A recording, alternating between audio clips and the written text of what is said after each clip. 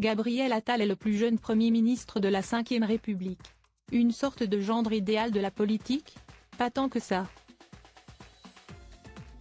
À 34 ans, Gabriel Attal est devenu ce mardi 9 janvier le plus jeune Premier ministre de l'histoire de la Ve République.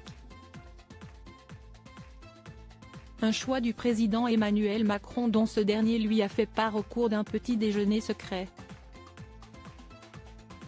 L'ancien ministre de l'Éducation nationale a pris officiellement la place d'Elisabeth Borne à l'issue d'une passation de pouvoir sur le perron de l'hôtel de Matignon en début d'après-midi.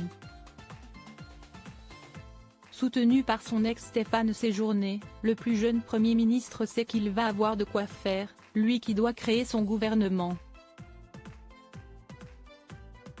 Mais, il a toute la confiance du chef de l'État qui croit en son énergie et son engagement.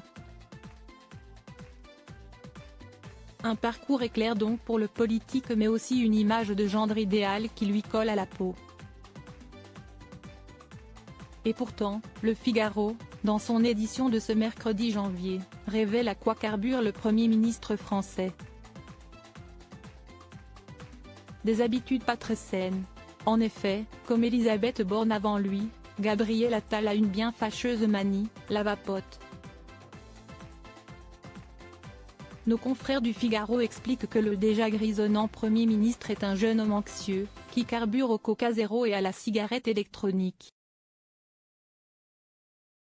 Et ne ratant aucune ligne de ce qui est raconté sur lui.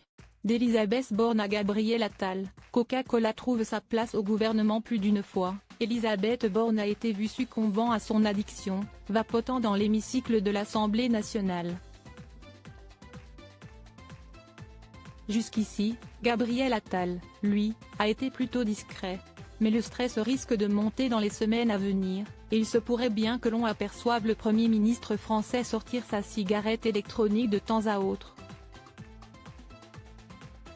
Et si Elisabeth Borne, sa prédécesseuse, affichait une ligne athlétique, cela ne l'empêchait pas d'être aussi accro au Coca Light, révélé par Imatch. Le gendre idéal Attal, lui, a opté pour le Coca Zéro. Deux addictions pour cet anxieux qui poursuit son ascension fulgurante. En étant nommé à Matignon, il a pulvérisé de 3 ans le record de précocité détenu jusqu'ici par Laurent Fabius.